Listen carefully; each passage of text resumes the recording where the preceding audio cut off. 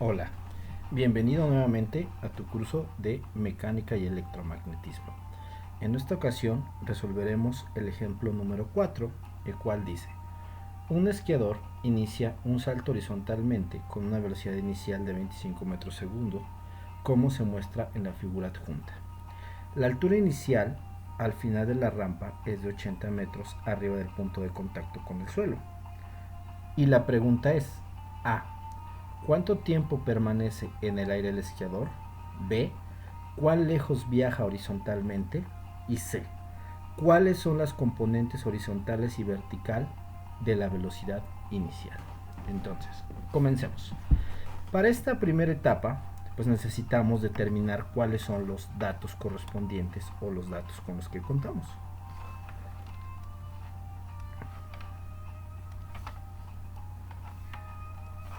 Entonces tenemos que los datos con los que contamos es que la altura inicial, pues si este es mi punto de referencia, pues yo voy a poner aquí que esta es mi posición x0, y0 respectivamente. Entonces dice que el esquiador realiza un salto horizontal con una velocidad inicial de 25 metros sobre segundo. Pero resulta que esa es una velocidad inicial en x. Entonces la velocidad inicial en y será de 0, puesto que yo parto de esta parte. Entonces esta es mi velocidad inicial en x y no tiene una velocidad inicial en y, puesto que todavía no está descendiendo o no está cayendo. Adicionalmente dice que la altura inicial es en 80 metros arriba del punto de contacto, es decir, la distancia que existe entre este punto y este punto es de 80 metros. Por lo tanto, la distancia inicial y0 es de 80 metros, mientras que la posición inicial en x es igual en 0. Eso significa que de este punto a este punto hay 80 y mi análisis lo voy a hacer con respecto de esa parte. Entonces, regresemos un poco a ver cuáles son las posibles ecuaciones en las que yo puedo utilizar. Entonces, por ejemplo, dice que tenemos diferentes ecuaciones, independiente de la posición, independiente del tiempo, independiente de la velocidad final e independiente de la aceleración. Entonces, para yo poder determinar cuál es el tiempo que permanece el esquiador en el aire, pues necesito una que no dependa de la velocidad inicial.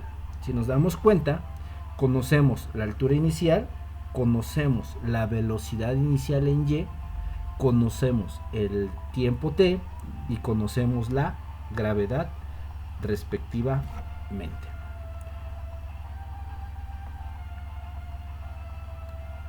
Entonces, regresando un poco, entonces tenemos que la posición final de y relativamente pues va a ser 0. ¿Por qué? Porque estamos considerando que este es mi punto de origen. Este es mi 0,0. Entonces, la posición final en x yo la desconozco. Entonces, ¿cuánto tiempo permanece el esquiador en el aire?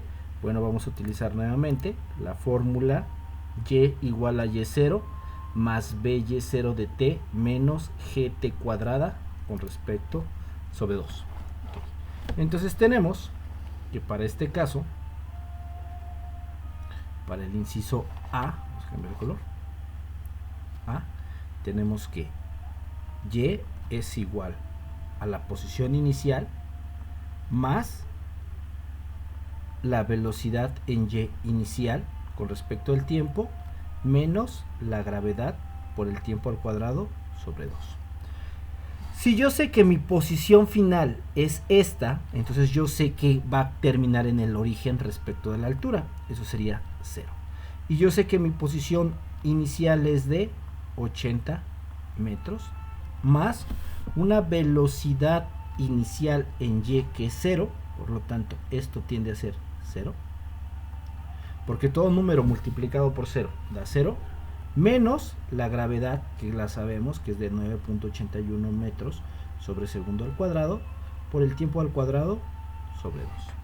Si nosotros hacemos el álgebra correspondiente, pues entonces yo tengo que 0 es igual a 80 metros menos 9.81 metros sobre segundo al cuadrado por el tiempo al cuadrado sobre 2.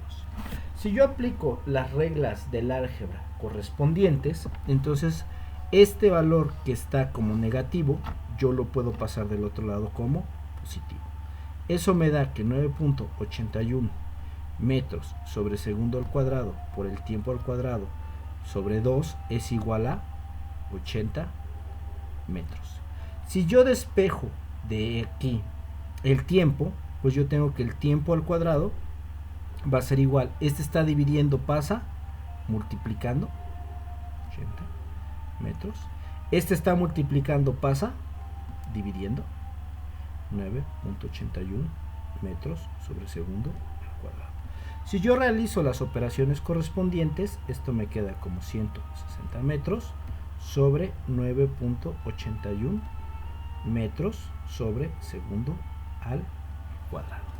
Entonces, si yo hago esa operación, tengo que 160 entre 9.81 es equivalente a tener 16.30.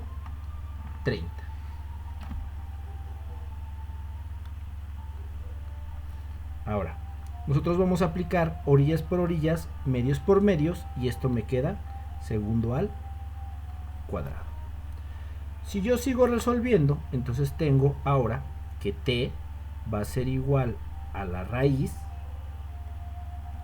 de 16.3 segundos al cuadrado, lo cual me va a dar como resultado 4.038 segundos.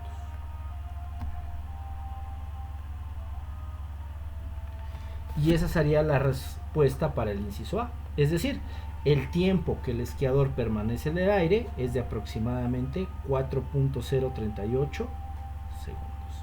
Ahora, veamos. ¿Qué pasa con el inciso B?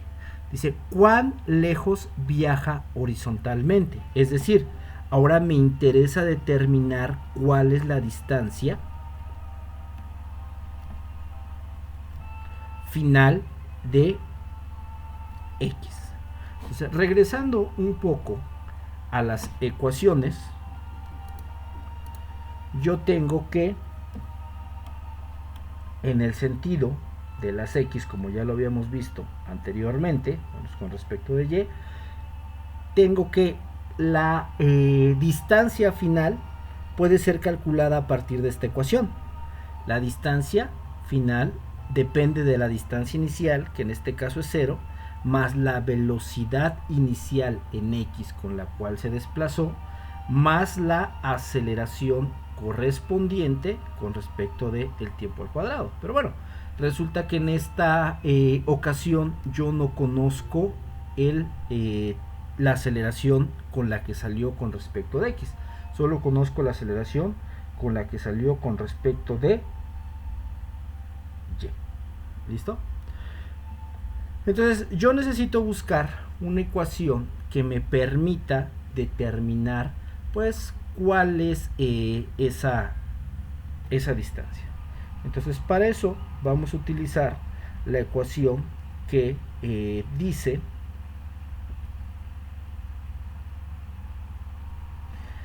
que la posición final es equivalente a la posición inicial más la velocidad inicial en X con respecto de el tiempo.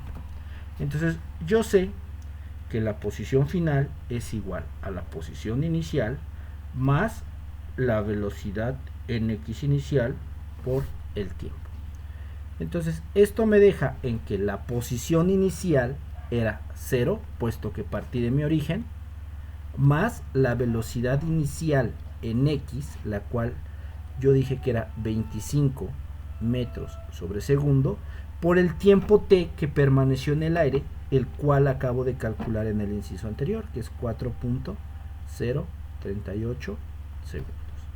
Esto me da como resultado que esto me queda como 25 metros sobre segundo por 4.038 segundos.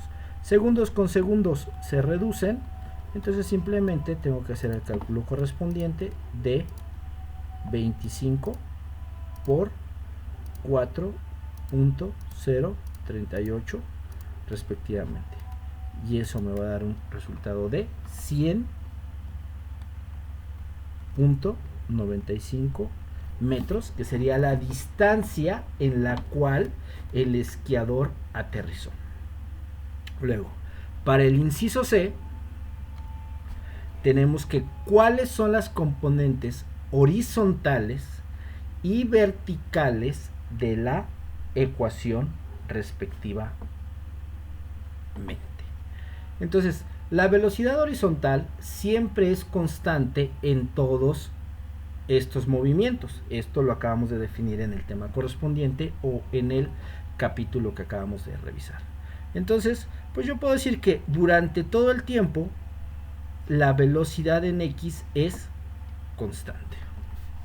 Entonces, para el inciso C, yo tengo que la velocidad inicial en X es de 25 metros sobre segundo y esa permanece constante. Si yo regreso un poco a mis ecuaciones, entonces yo tendré que la velocidad en Y es equivalente a la velocidad en Y inicial menos la gravedad con respecto de el tiempo. Entonces, la velocidad en Y va a ser igual a la velocidad en Y inicial menos la gravedad con respecto al tiempo.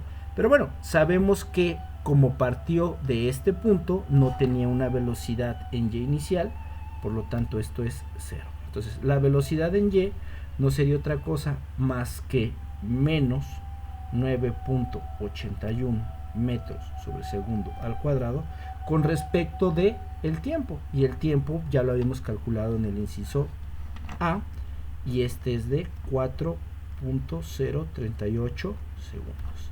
Si yo realizo las operaciones correspondientes, yo tengo que entonces la velocidad en Y es de 9.81 por 4.038, y eso me da un total de 39.61. Y hay que considerar el signo negativo, donde el signo negativo indica que va cayendo, es decir, que va hacia la parte final donde el esquiador terminará. Entonces sería de 39.61 metros sobre segundo. Y con eso terminaríamos de resolver el ejemplo correspondiente. Nos vemos en la próxima.